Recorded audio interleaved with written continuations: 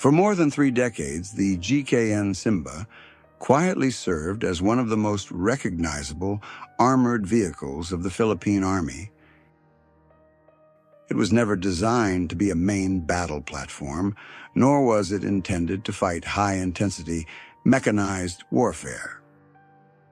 Instead, Simba emerged in a specific historical moment, shaped by the security challenges the Philippines faced in the late Cold War and immediate post-Cold War era. Today, as the Philippine Army gradually steps away from the Simba fleet, the question is not whether the vehicle has become old, but whether the strategic environment that once justified its existence still applies. When the GKN Simba entered service in the early 1990s, the Philippine Army's primary mission was internal security. Counterinsurgency operations, urban security, and low-intensity conflict dominated operational planning. Mobility, reliability, and the ability to transport infantry safely through contested urban and semi-rural terrain were far more important than heavy armor or high-caliber firepower. In this context, Simba was not a compromise. It was a practical solution.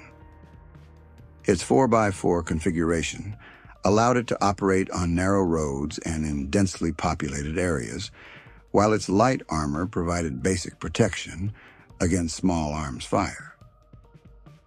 For years, it fulfilled this role with quiet efficiency.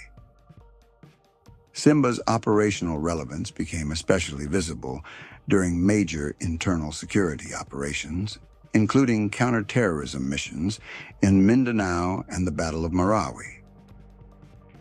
In these environments, the vehicle functioned as a protected mobility platform rather than a frontline combat system. It transported troops, supported patrols, and provided a modest but useful level of fire support.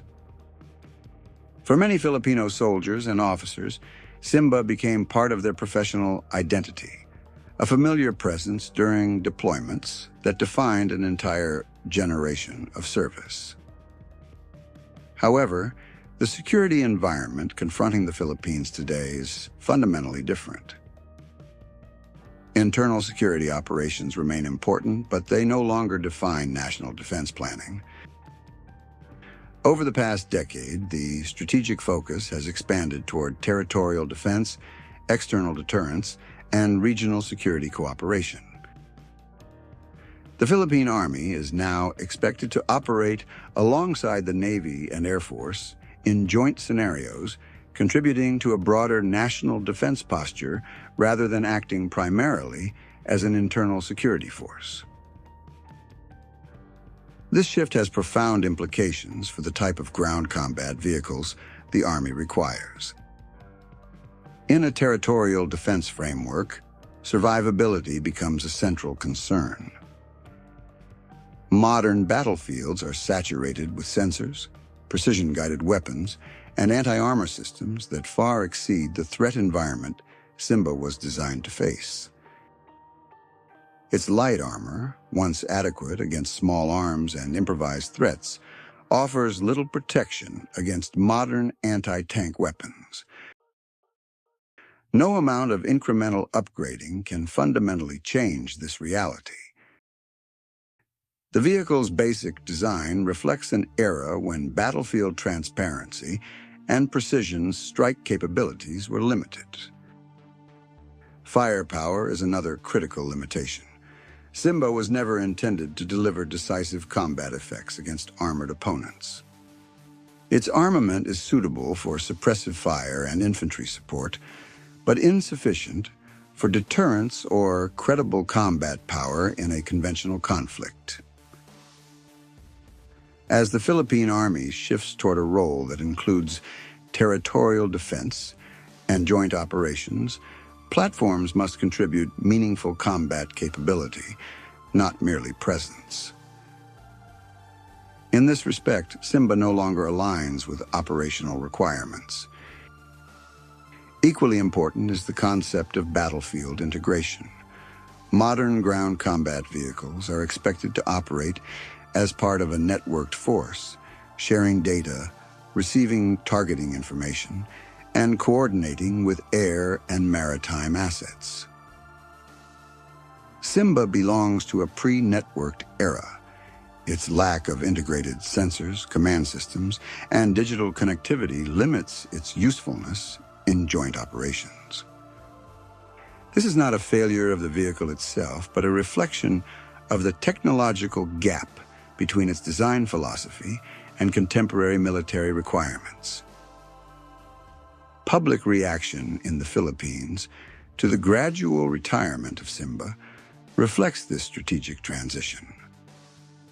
Among defense analysts and informed observers, there is broad recognition that the vehicle has reached the natural end of its operational relevance. Many emphasize that modernization is not a rejection of history, but an acknowledgement of changing realities. For them, replacing Simba is less about abandoning a legacy platform and more about ensuring that soldiers are equipped for the challenges they may actually face in the future. At the same time, there is a clear sense of nostalgia among veterans and the wider public. Simba is associated with hard-fought campaigns and moments of national resilience. For some, its retirement symbolizes the closing of a chapter in the Philippine Army's history. This emotional attachment is understandable, particularly in a country where military modernization has often progressed slowly and unevenly. The vehicle represents continuity and familiarity in an institution that has undergone gradual transformation rather than abrupt reform. There are also concerns related to defense spending and priorities. Some citizens question whether replacing older platforms necessarily translates into better security, especially in a developing country context. These concerns reflect a broader demand for transparency and strategic clarity. The public is not opposed to modernization, but it wants to understand how new acquisitions fit into a coherent national defense strategy rather than isolated procurement decisions. From a strategic perspective, the retirement of Simba should be seen as a sign of institutional maturity rather than decline. Every military platform has a life cycle, and effective armed forces are those that recognize when a system has completed its mission. Simba played a critical role in the early stages of mechanization within the Philippine Army.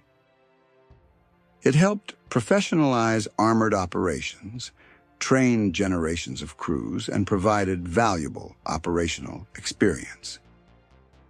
In doing so, it laid the groundwork for more advanced capabilities. The Philippine Army now stands at a crossroads where its ground forces must align with a broader national defense vision. This vision emphasizes deterrence, joint operations, and regional credibility. Ground platforms must offer greater protection, stronger firepower, and seamless integration with other services. In such a framework, the continued reliance on legacy systems designed for a different era would limit rather than enhance national security. Ultimately, Simba is not being discarded because it failed, but because it succeeded within the context for which it was designed. Its gradual withdrawal reflects a recognition that the Philippines is redefining its strategic priorities.